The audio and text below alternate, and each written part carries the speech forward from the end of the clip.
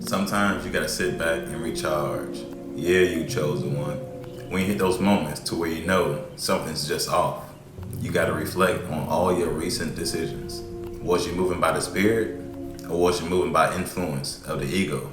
As you may or may not know, if you watch my recent videos or my lives, the Matrix sent one of their NPCs to try to take me out.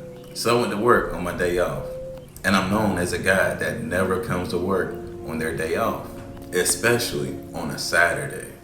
I mean, people literally clapped when they seen that I came in because it was that much of a surprise to them. Usually when you come in on your day off, you don't get any extra work because it'll be overtime.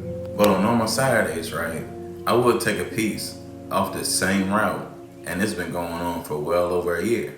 And ironically, this day that I come in my day off, he assigns me extra work on a route that I don't even do. Now at this moment, my spirit told me not to take this extra work because it's my day off.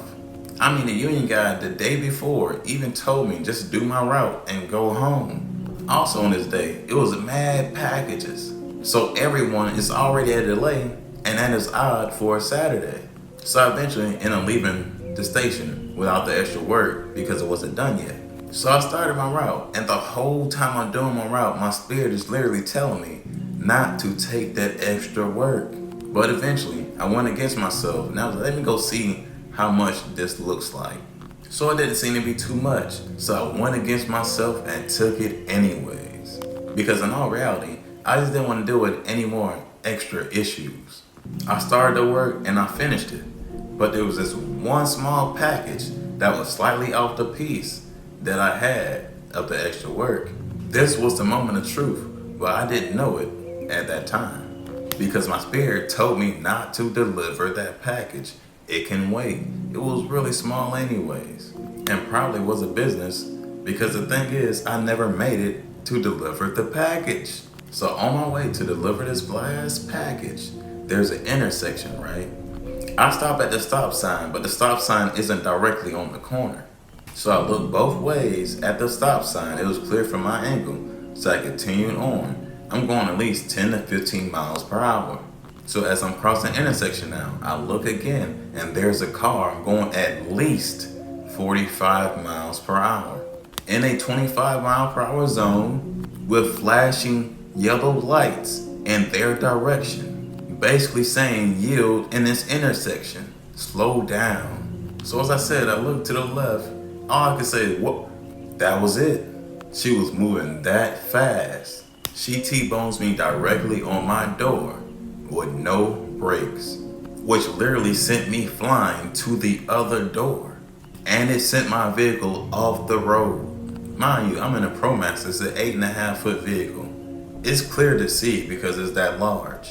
The only reason the accident happened is because he was literally going twice the speed limit, at minimum, in a neighborhood, in an intersection she's supposed to be yielding at. Because from my angle, from me leaving a stop sign, I couldn't have any kind of momentum or speed at all to even cause an accident at the momentum that it happened at. The frame of the vehicle literally bent up from the force of the accident in a neighborhood.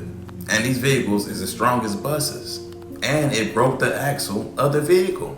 It was clear as day that speed was involved in the accident inside of a neighborhood. So she gets out the car and admits that she got horrible eyesight and she can barely hear. So basically some 70, 80-year-old lady that can't see or hear is out here driving.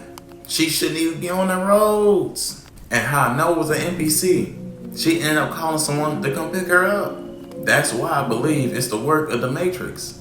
And when I seen her get out the car, I already knew how the whole ticket thing was gonna go down. I'm just say it's an old lady, but on top of it, y'all already know what I wanna say. Been in the same situation before, the same ending. That's how I already knew it's about to be some BS. Especially because it was taking the dude so long. So somehow it was my fault, and it was never explained why it was my fault. What he did say though, I'm facing criminal charges for the accident that clearly happened while I'm at work. Mind you, criminal charges and accidents is things such as like a DUI, reckless driving, driving uninsured, hit and runs. So, I talked to a few people about it and they like, oh, ain't no way they pressing criminal charges on you. But I'm like, I specified with the officer. I went back and forth with him a little while, trying to explain to him what a civil and criminal charges are. And I'm trying to get to understand why am I facing criminal charges for an accident that happened while I'm at work. Especially when clearly speeding was involved and it wasn't me. But obviously he kept trying to justify criminal charges without telling me how it's a criminal charge. So long story short, I came in with my day off, took extra work I shouldn't even took because it's my day off. I get into a car accident that could have been extremely bad.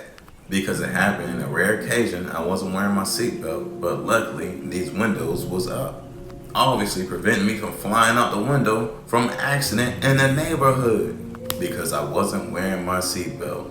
Rare occasion that ever happens. But it also saved me from actually getting hurt in the accident because if I was strapped in, I would have took all the force of the car basically hitting me because it directly hit me on my door at full speed. No brakes.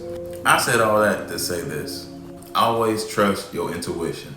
That voice in your head, which is your spirit, it guides you through this maze called life. You already truly know what you're supposed to do and when you're supposed to do it. Just as when you're not supposed to do it. You always get many signs to the doors you're choosing before you actually walk through them. You always have to simmer on the spirit directions before you make any actions. The ego can take over and allow outside influences and help you make decisions you intuitively know you shouldn't make. In my situation, I didn't know I had a day off until somebody asked me, was I coming in on that day? And at that moment, I should have already known I shouldn't come in because I was being influenced to do so. I mean, even when I said I came in and they was clapping and cheering for me, I had that same feeling in my mind, like I shouldn't even be in here. I'm not coming here next time. And then boom, that's how the day unfolded.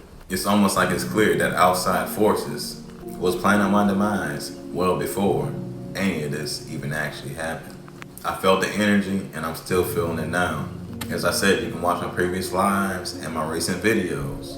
I literally told you I can feel this is happening and I was getting spiritually attacked. And it's clear they're trying to take me out by any means. Covertly, of course, because you won't really see the difficulty and the deceptiveness in the system unless you actually know about it and what they're actually doing, because I know what they're doing. And I believe it's clear if somehow I get a quote-unquote criminal charge in an accident while I'm clearly at work in a postal vehicle, as if I'm driving uninsured. I'm sure I'm marked in some database because of all my knowledge and speaking the truth, which eventually won't allow them to do the very thing they're doing right now, because I'm gonna help people wake up to the truth of the system and what it really is. So they create situations to oppress you even more, obviously me, so I can't get the word out. But anyways, y'all know how I keep it. Y'all be guys. Hey.